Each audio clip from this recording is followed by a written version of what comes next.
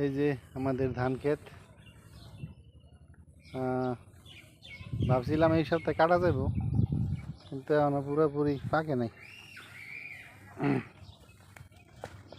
আবার নাকি আরো এক সপ্তাহ কন্ট্রাক্ট দেওয়া আছে। হ্যাঁ, শুধু পাকলেই কাটা যাবে। হ্যাঁ,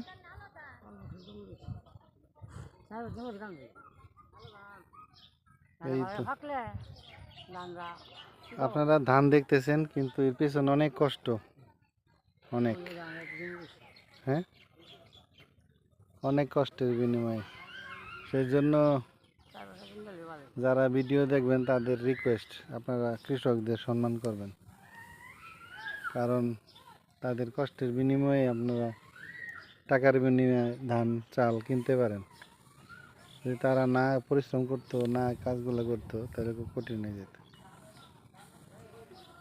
কিন্তু কষ্টের বিষয় হলো কৃষকরা আসলে সঠিক মূল্য কখনোই পায় না, মাঝখান থেকে ব্যবসায়ীরা লাভ করে আর কি।